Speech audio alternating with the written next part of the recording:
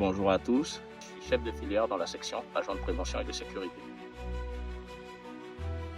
Alors, j'ai été volontaire stagiaire à mes débuts en février 2021. À la fin de ma formation, on m'a proposé un poste de moniteur, VT, volontaire technicien, que j'ai accepté. Après quelques années et suite au départ d'un chef de filière qui était ici avant moi, il m'a demandé de le remplacer. Donc, je suis parti suivre la formation à Angoulême, puis à Périgueux pour devenir chef de filière, donc VSMA. Donc, on a commencé par Angoulême, où on fait 1 mois et demi de FGI, où on apprend les savoirs de base du militaire, donc comment se déplacer, comment s'habiller et tout ce qui va avec. Et ensuite, on va enchaîner avec la FGE de 1 mois et demi aussi, pendant lequel on va faire de la formation pure et dure militaire. On a manié des armes, l'utilisation, le combat, les tactiques et tout. Et une fois qu'on a fini tout ça, cérémonie fin de FGE et tout ce qui va avec. Après, on va enchaîner par Périgueux. Donc, arrivé à Périgueux, on a 3 mois de formation pure et dure. On est formé à enseigner les jeunes. Et pendant ces 3 mois-là, on va aussi passer quelques qualifications qui vont nous permettre de pouvoir apporter ce savoir aux jeunes. Alors, la journée type du chef de filière au RSMA de Guyane est simple. On commence par le sport le matin à 6h30 après le rassemblement compagnie. Ensuite, on enchaîne à partir de 8h30 par de la formation professionnelle. Et à 12h30, il y a la pause pour aller manger.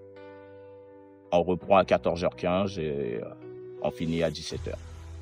Alors, il faudra savoir qu'on aura un peu le rôle du grand frère ou de la grande sœur pour les jeunes quand même, parce que quand ils auront des problèmes, on sera les premiers à qui ils vont venir se confier. Donc, on est là pour eux et derrière, on fera de notre mieux à chaque fois pour les accompagner au mieux et les aider jusqu'au bout de leur formation. Moi, j'éprouve une grande fierté de faire ça. Pourquoi? Parce que avant que je devienne chef de filière, j'ai été à leur place aussi. Donc, je sens la nécessité, je vois la nécessité qu'il y a à être avec eux dans des moments où ils ont besoin. Et du coup, je fais de mon mieux pour représenter cette image de grand frère.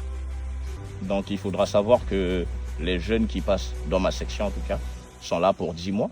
Et à la fin de leur formation, ils sont presque tous insérés dans leur domaine de formation, donc en tant qu'agent de sécurité.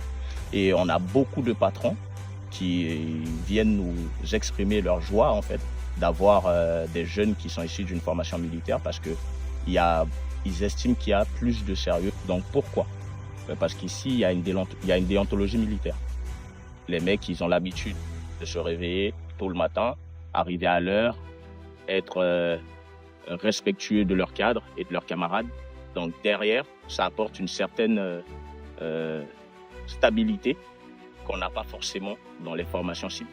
Donc pour moi, il faut savoir que professionnellement parlant, ou même personnellement, le cadre militaire m'a apporté une certaine rigueur que j'arrive à transmettre à mes stagiaires actuellement dans la formation. Si je devais résumer mon aventure au RSMA de Guyane, ce serait un contexte parfait pour l'apprentissage des jeunes et à savoir qu'on leur apprend beaucoup de choses, mais derrière, on apprend beaucoup d'eux aussi.